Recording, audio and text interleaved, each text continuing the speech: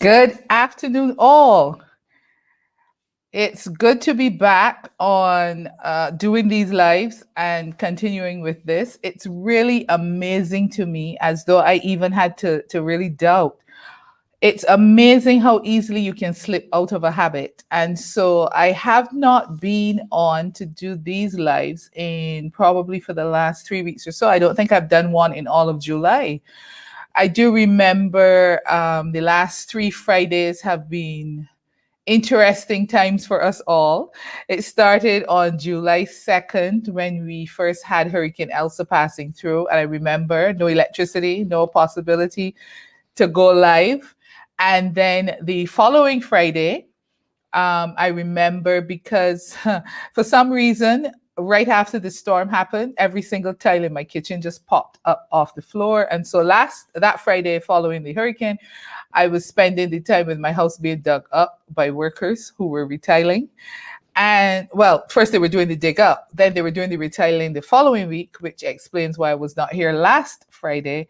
And so it is amazing that now, as I'm coming to do it this Friday, it's almost, a little strange. And it feels like I haven't done this for so long. And it's only been about 3 weeks that I've missed.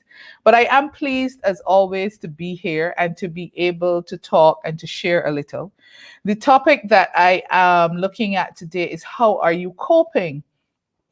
And I'll tell you why I selected that topic and why it really came up for me.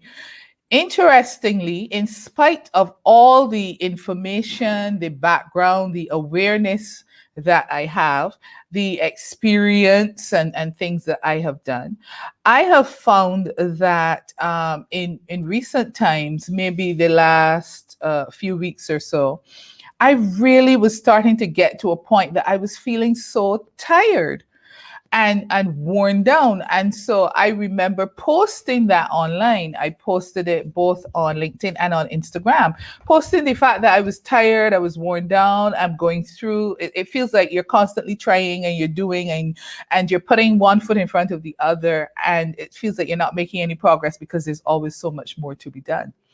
And interestingly enough, not that I was thinking that I was the only one who had that feeling. I know that there are other people out there who have that, and some of them may even be feeling worse than I was.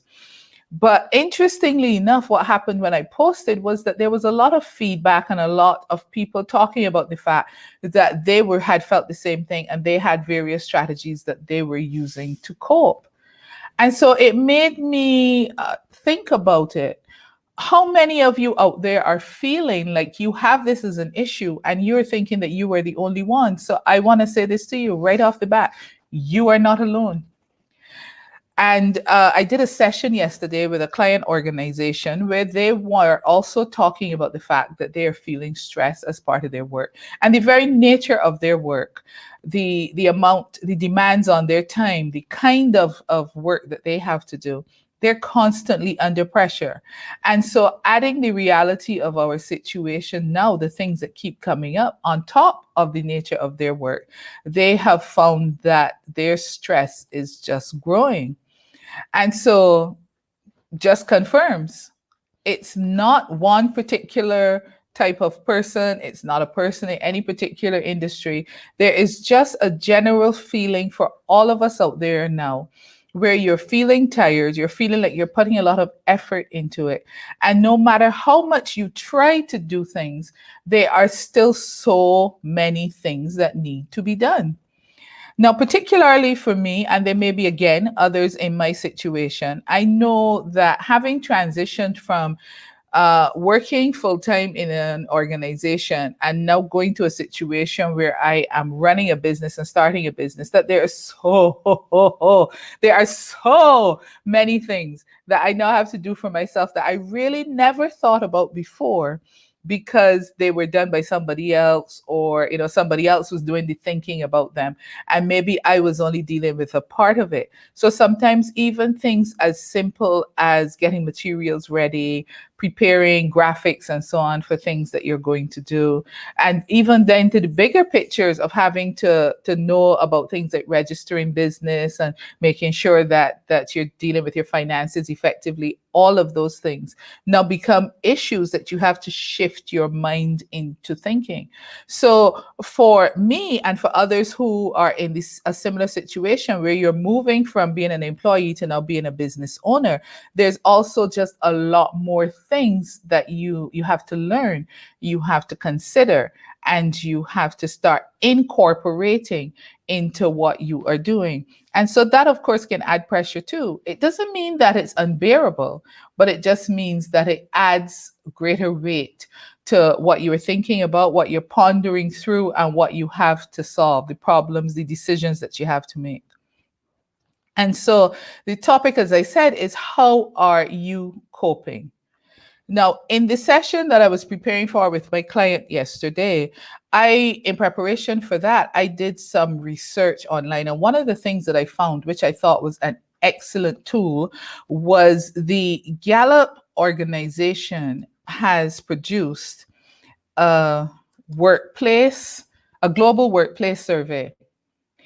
And so one of the things that they have done, they've taken what they consider to be a representative sample of people from around the world. Of course, we in the Caribbean are included only as Latin America and the Caribbean, but still, the information that's there and their findings are relevant to all of us from around the globe.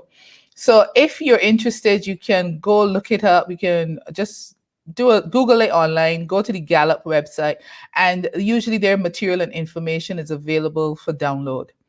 So the Gallup Global Workplace Survey, in looking through that as part of my research for that project that I was working on, I had found some key measures that I thought it really was important to highlight for that organization. And I thought I would highlight them today because it really reinforces for all of us that you are not alone. It's not just you who's going through this suffering. And I think a lot of individuals sometimes feel like it's just me who's feeling this way. And so they are reluctant to reach out and try to find support. They are reluctant to try and talk and share with other people and ask for help. So I wanted to say this. This is one of the first ones that really jumped out at me. It says that 45% of people in the world describe themselves as having been impacted a lot by the coronavirus and by things that happened as a result of the coronavirus. And when you consider it, they're talking about people who have had their income affected, people who have lost their jobs, people who perhaps have been asked to work less hours, business owners who've lost their business or they're getting less money coming in as a result of their business being challenged by the realities associated with corona and lockdowns and so on. And so there are a large percentage of people in the world who have been affected and who are trying to find ways to cope. Now, as a result of that, they also have identified that 7 out of 10 people identify themselves as being in a state of suffering. And they describe suffering as opposed to thriving. So thriving is when you consider that where you are now is your best possible life. And when you think of what your best possible life will be 5 years from now, you consider it that things will get better than they are now. And so there were only 32% of people who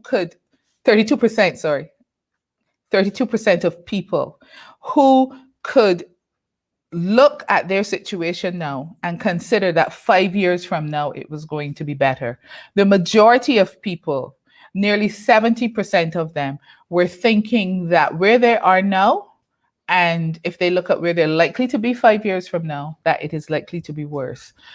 So we all have now around the world this general concern, this general anxiety, and this general fear about where we are going to be in the next few years.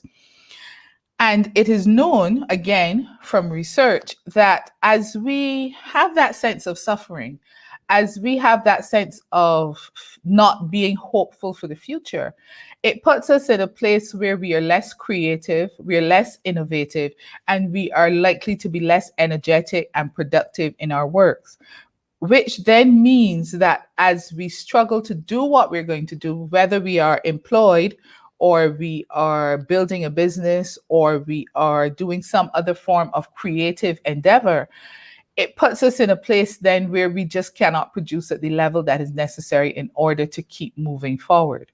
So, having identified that information and having internalized it somewhat and thought about it, it occurs to me that a lot of what we have to do in order to cope really means that we have to work on shifting our perspective.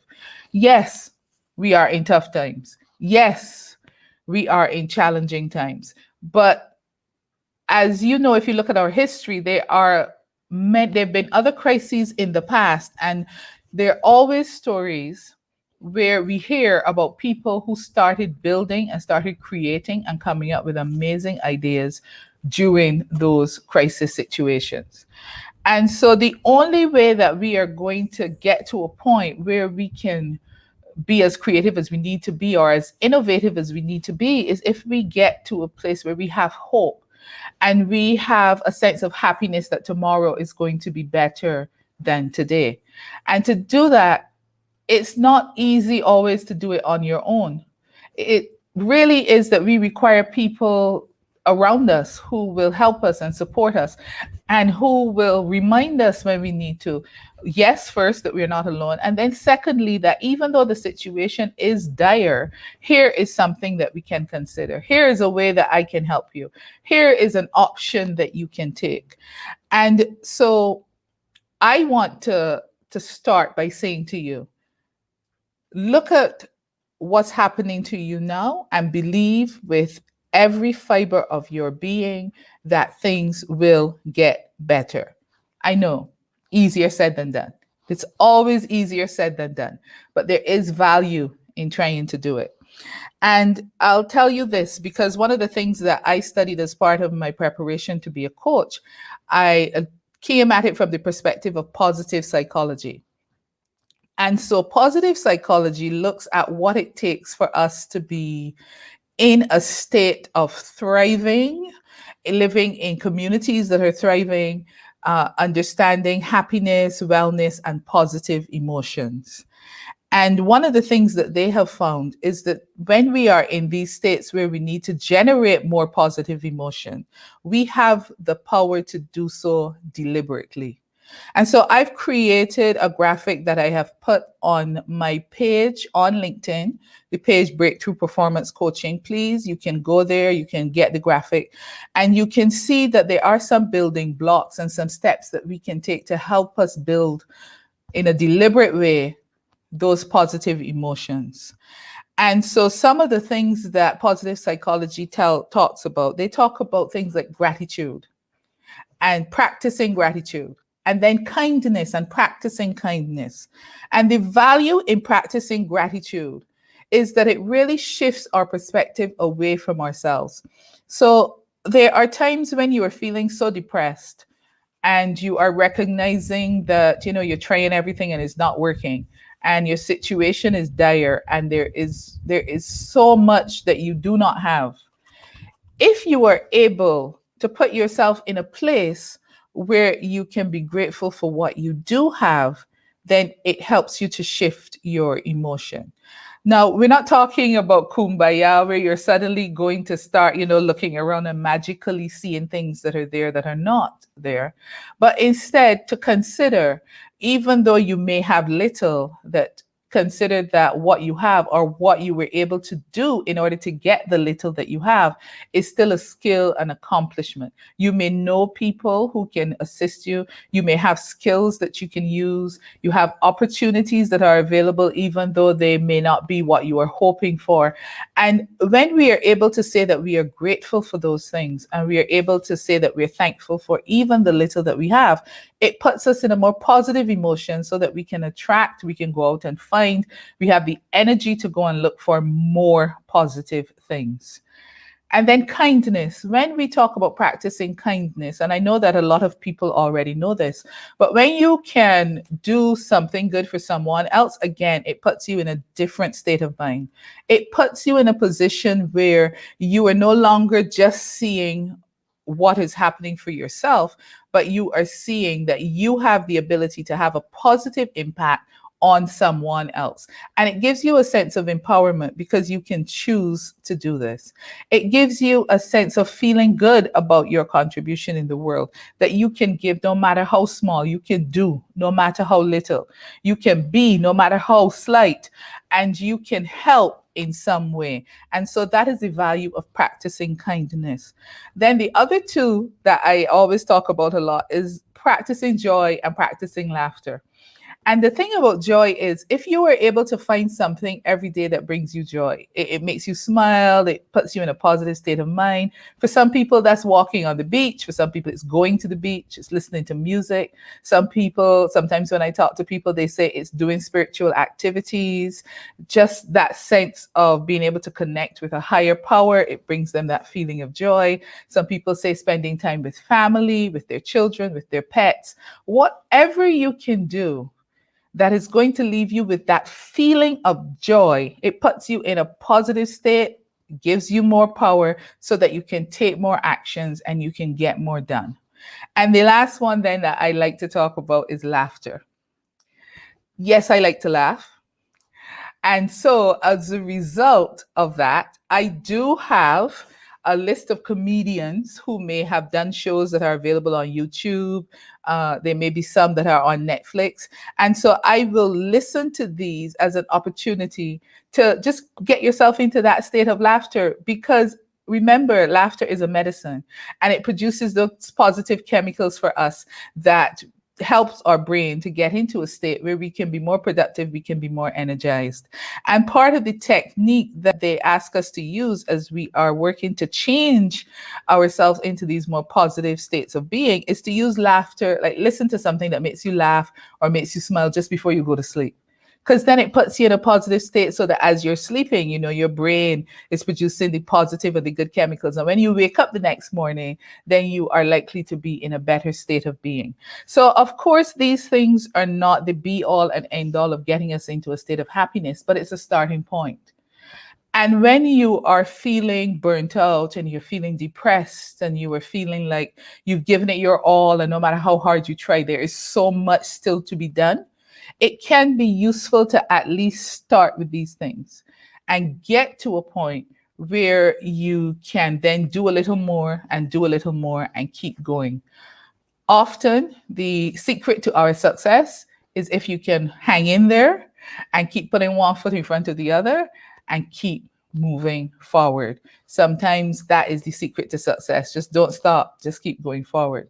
And as you do that, you'll see that sometimes the landscape will change. And suddenly, things that were impossible or were not available before may now become available. Options and opportunities that you could not see before, you now start to see. There may be resources that line up. People see you, people offer things that can help and can support. But the hardest part of it all is for us to get into that positive frame of mind and to have that perspective where we accept, know, and believe, one, that the universe has our back. Two, that the higher power, whatever we choose to call it, is on our side and will assist us. And believe with every fiber of our being that tomorrow will be better. Even if tomorrow takes a while to get here, it will be better for us. All right. So I just wanted to have the opportunity to say these few words and to talk about how you were coping, because as I said, I know, having, felt that challenge myself, I believe totally that I was not the only one and am not the only one, and wanted to let everyone know that you are not alone. You can reach out. There are people around you who are there who can assist you and who can support you. And as you reach out, please feel comfortable. Do not feel that your emotions are wrong, whatever those emotions may be. Know that you have the right to feel the way that you feel. And as you work at putting yourself into a more positive state of mind, and as things change, you are perfectly within your rights to feel how you feel throughout that entire process. Now, I like to end these sessions by talking about what is happening with my company, Breakthrough Performance Coaching. And so I will invite you to follow my page, Breakthrough Performance Coaching, on LinkedIn or on Facebook, if that's where you're watching, or subscribe to our new YouTube channel, yay, Breakthrough Performance TV. What I am doing with that channel, I'm using it to upload our replays from our various webinars and our seminars. And as you may already know, I do various collaborations with experts, people who are passionate about the topics that they're talking about. And as I do those webinars where I'm making information available to people, my focus is on ensuring that individuals feel empowered to take the decisions that they have to take in order to build their lives, to build their businesses, so that they can become more effective as business owners and they can become more successful as managers.